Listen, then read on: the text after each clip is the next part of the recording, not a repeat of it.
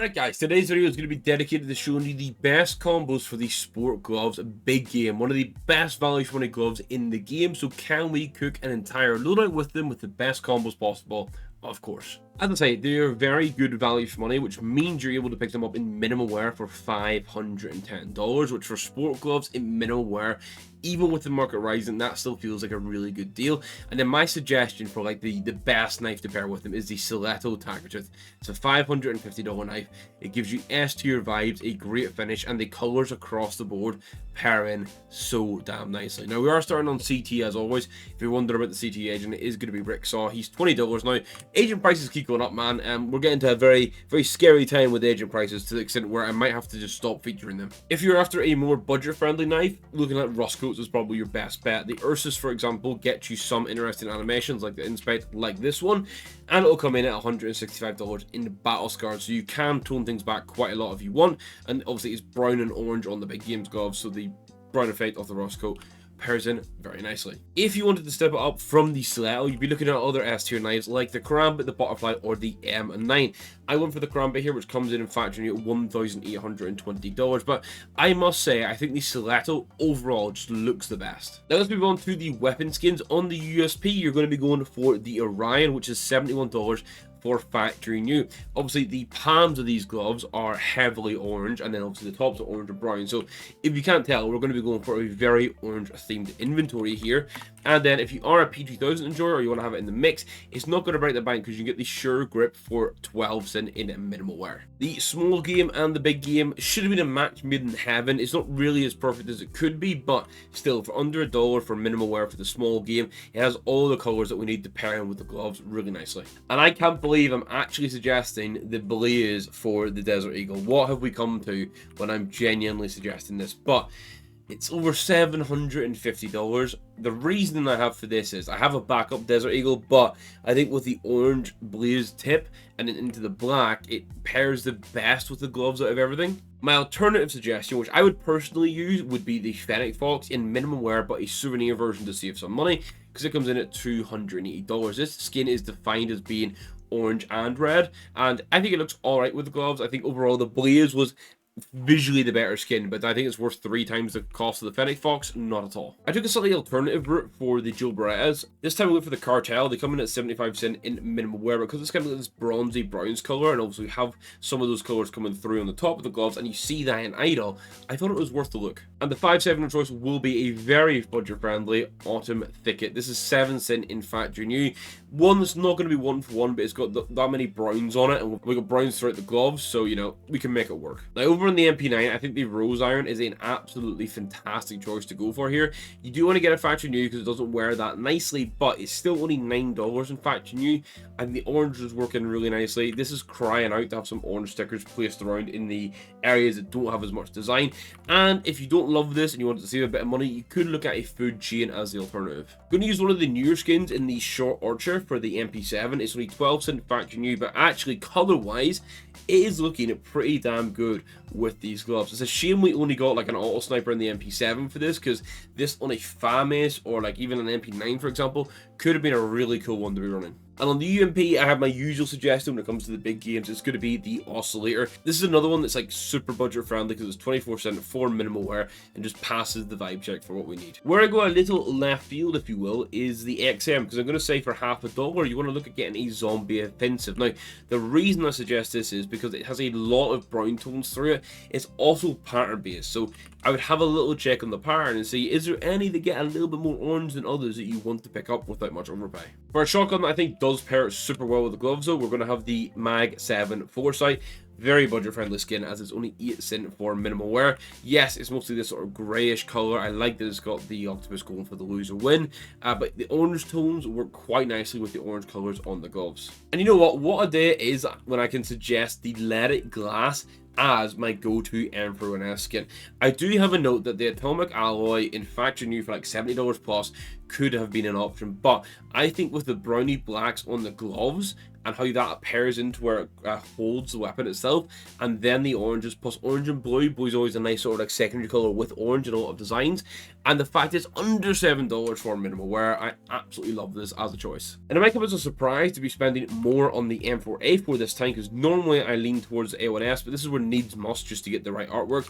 I think going for the Hellish is the right choice here. It is $70 upwards in minimal wear, but when you're holding it in idle, you get this mix of like this yellow and heavy oranges with a dark coloring as well that I think just complements nicely with the gloves.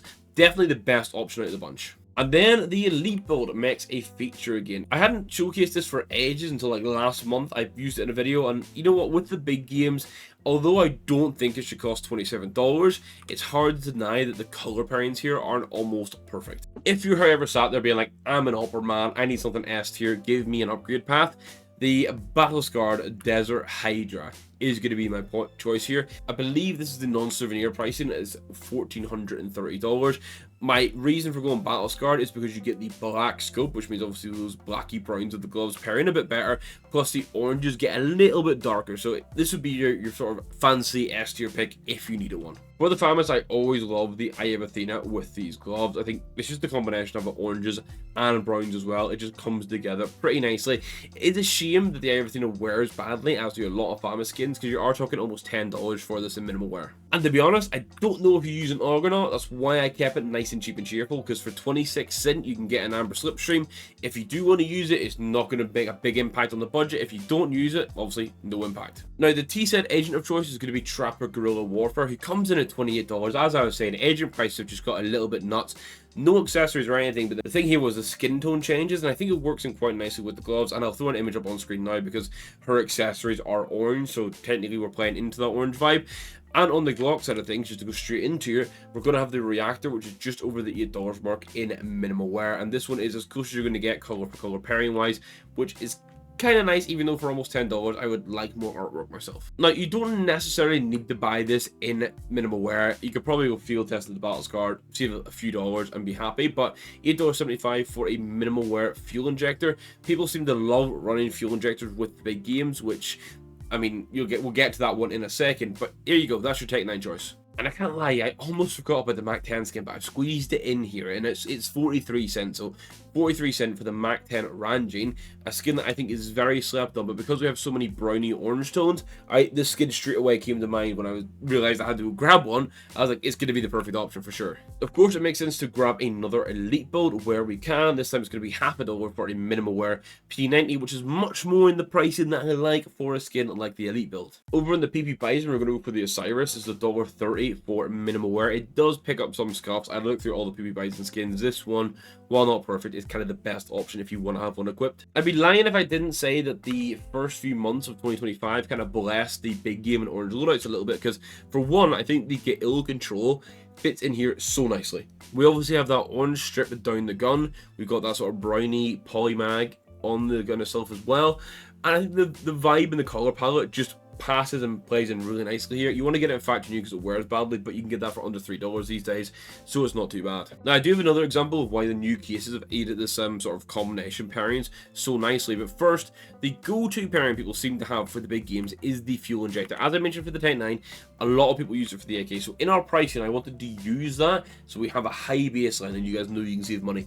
This is $315 for fuel injector in minimal wear. Compared to last year, the prices have jumped up drastically, so let me know if you'd pay $300 plus for a fuel injector right now, because I don't know if I would. What I would do, however, is pay $10 or maybe a little bit above. It's $10 plus, I have it down as, for the Searing Rage. This is the new AK that I was sort of referring to that got added into the game, and it is a fantastic pairing with the big games. Like, it's got basically the colors from the gloves to the AK are aligned or as close as possible, which is really nicely, and it's not $300 plus. So if you want to save basically $300, go from having the fuel injector and get this Searing Rage instead. Alright, we've got the final two skins for the Scout. We're going to deal with the oranges not being perfect pairings, and we're going to pick up a Slash for $1.71 in field test. It's the best condition it comes with, so you just gotta make do. And then the last weapon skin is going to be the Basket Halftone. It's on the SG, and it's just over the $50 mark. This is very similar to the AUG, like combined they're under $1, so if you don't use either of the weapons,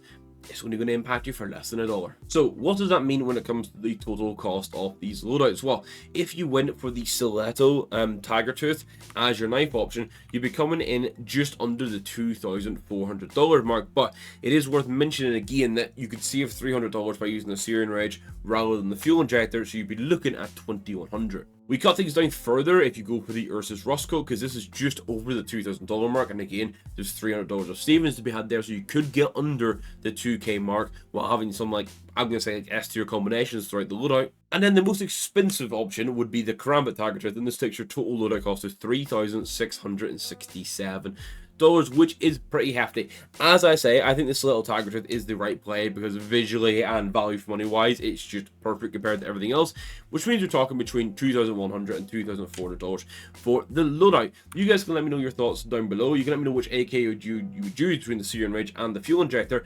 And I said to that, I want to say a big thank you to the YouTube members for supporting the channel. It is greatly appreciated. We've had a couple of new people who joined, and we'll have to get viewer loadouts done for them. So make sure you're in the Discord so we can get that sorted. And if you also want to skip the queue for getting a viewer loadout done, you can hit that join button down below and find out more about becoming a member. I'm going to catch you guys in the next one. Thank you very much for watching. Goodbye.